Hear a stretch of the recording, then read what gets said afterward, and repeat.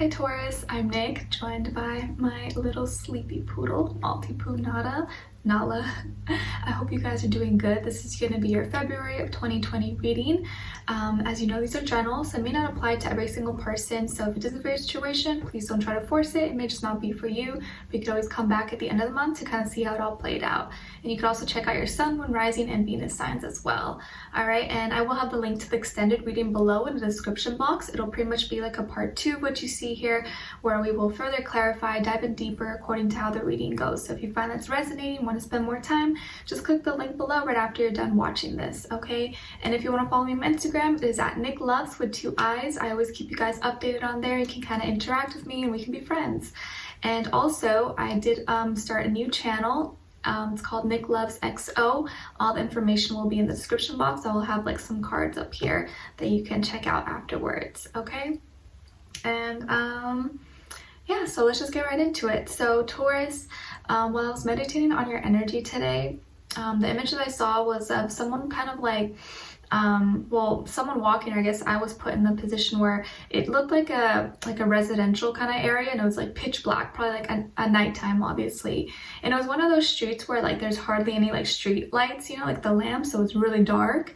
And probably like small streets where it's like, you know, really small, not like main intersections or anything like that, like a cul-de-sac area. And it was really dark, and all you could see was like one little light, like at the corner, like way down the road.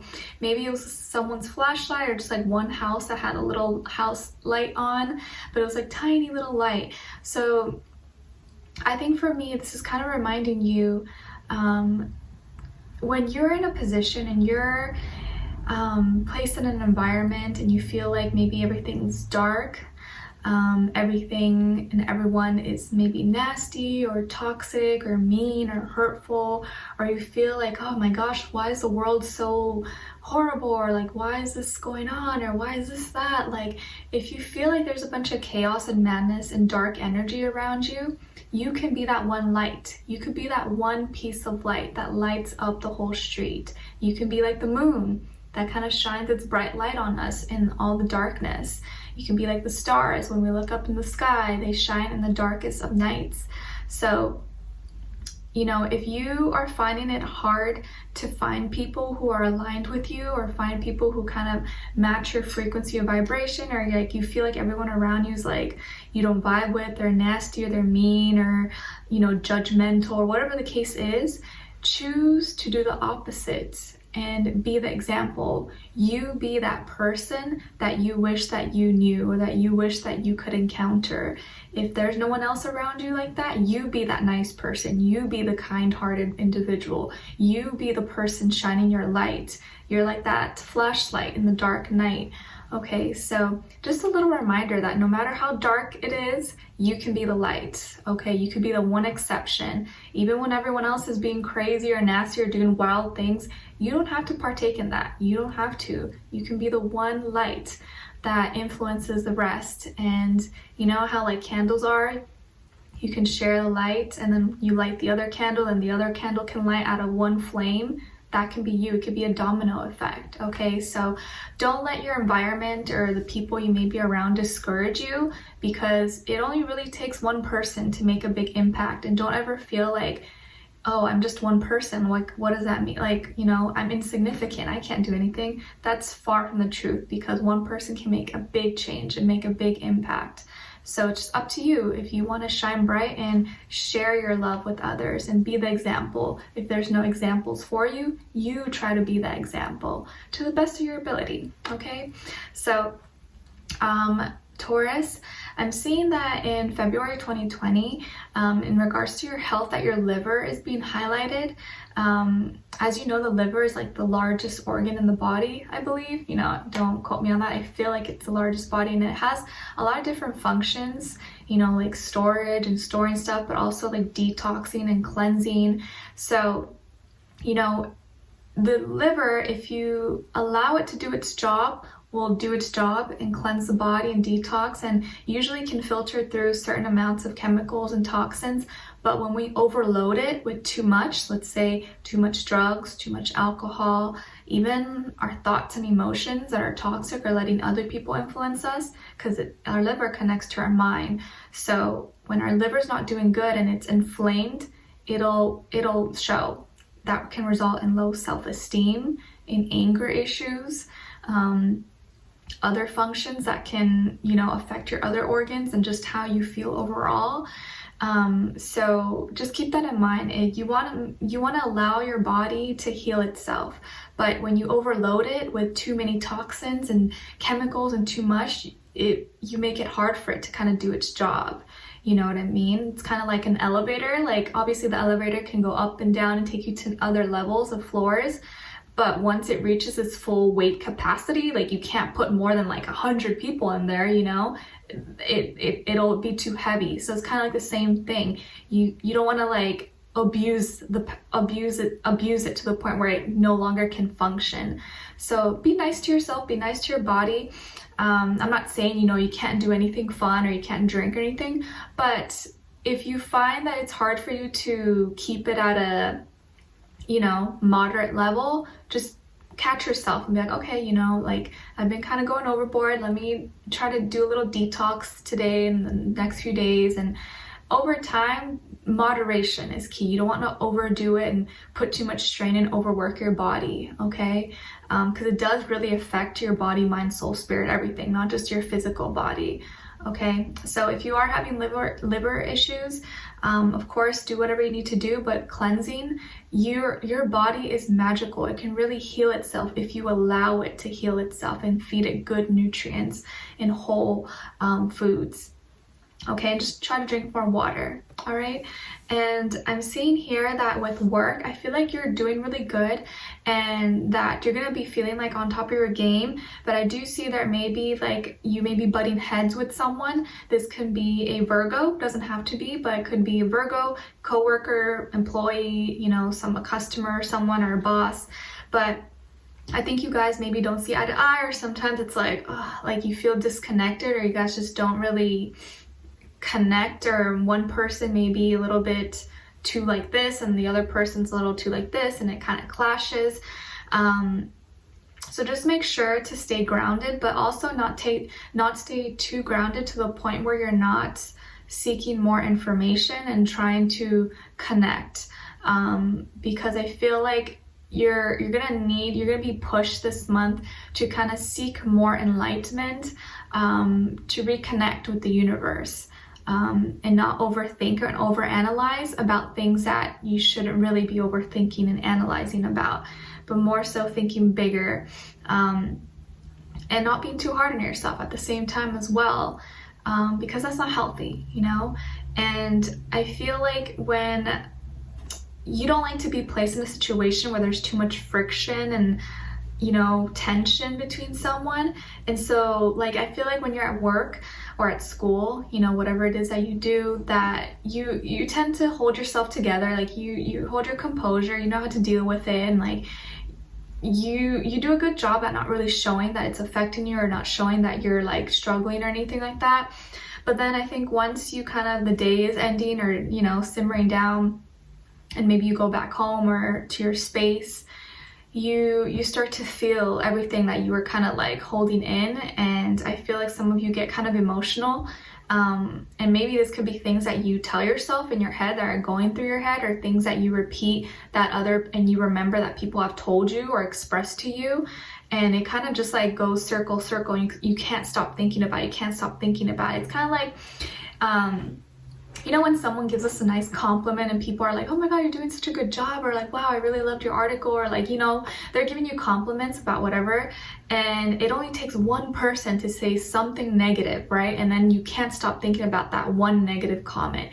You had like 100 amazing comments of people saying good things about you, and you had good conversations, but then sometimes it only takes one negative remark and one critique to kind of like, oh, like, are they right? Like, did I do a bad job? Or like, and then you don't stop thinking about that one thing someone said, but you forget about all the other positive things people have said about you. Okay, so I feel like you may go back home and then get kind of in your head, and you get kind of emotional by yourself, and it almost like it spirals down and you start to believe these things when maybe they're not really true at all. And the more you think about it, the more it gets bigger, the more it starts being heavy in your heart, the more it starts bothering you. So just try your best not to let situations or what people say get to you, or certain comments or critiques, or what someone has to say or that thinks that you're not doing good. Because at the end of the day, I think you know your work, you know your passion, you know that you are doing your best.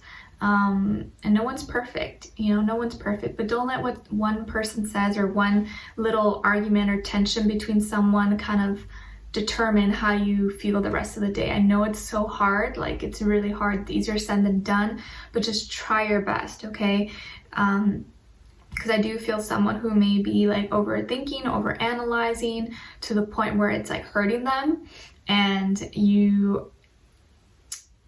it stops you from being at your best and working at your full potential, okay? And I also feel here that I think you have high hopes, or like you really feel like you can do well in this relationship in regards to love or with someone that you're talking to. And I think with this person, they are kind of like doing their own thing. They're really focused on maybe their career or work or finances, and they like being single. They like, you know, their independence. They don't like anyone checking on them. They like their free time.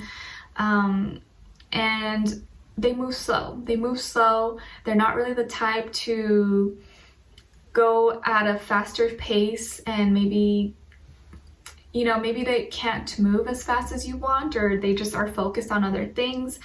And I think they are really like just into themselves right now in their life journey and their life process. And maybe that's kind of hard for you to understand, because you seem to feel a lot of passion, and you feel like, oh, this is going good, like, you know, I'm gonna see them next week and we're gonna have a great time, I planned all this stuff out, and you have high hopes, right? You're excited about it. But then I feel like when they tend to slow down, or, you know, they express certain feelings of them needing space or not responding as quickly as you would want, you get really in your head, and it breaks your heart. You get really, really sad about it. And I totally understand, because when you like someone and you have high hopes for them, you just want to see them, you want to hang out with them, and then you feel like you haven't really gotten the chance to really show them your true self and prove to them like you're worthy and, you know, you're a good fitting partner for them. It's hurtful, because you feel like you didn't get a fair chance. And the thing is, I feel like this person feels like they're doing the right thing, like they're being fair. Maybe they feel like they can't give you what you need. They may feel like, you know, I'm not really ready to give 100%. Like, I like being single, and I'm not ready to fully commit or be so serious the way you would want me to. And that's what's really hurting you, because I think you were kind of ready for it, or you've been waiting patiently for it. And it seems like maybe they feel like they would do an injustice to you by pursuing this any further, or by giving you the wrong idea. Don't get me wrong, I feel like they do like you and they are into you, but I think they're not as serious or as committed, or like they're not ready to kind of dive all the way deep quite yet. And maybe that's what's kind of hurting you. This person could be a younger earth sign, Taurus, Virgo, Capricorn, maybe also a Libra. It doesn't have to be though, but I do feel like they're kind of just focused on their own life and their career or work. And right now, love is like not their first priority, or like not their main goal. And if you are already in a relationship, this person, I feel like, is someone who maybe is divorced, or maybe they are getting divorced, or there's, you know, it could be someone who like they got out of a marriage a few years ago and they're not trying to jump back into anything too fast, you know. But I feel like you are it's hard because you want to feel connected to them, but you feel like maybe they push you away, and that's what kind of hurts you. But I think this is a great opportunity actually for you to look into yourself and heal and find, why is this bothering me so much? You know, why is this person affecting me the way they are? Kind of ask yourself those questions, because I think they're gonna make you really deeply think, and you may find that the answer is really not about them, it's something with you. Like, why is it that they're affecting me so much, and why is it that I want this so much, and why is it breaking my heart? Is it because I fear, you know, not being with someone? It's because I fear, you know, not having a perfect image, or it could be something like a deeper issue that you may have within yourself, okay? But that's not to say it can't work out in the future. I think just right now, you may just be feeling like a little disconnected from them, and so you feel a little bit sad, okay? But we'll be diving in deeper in the extended reading.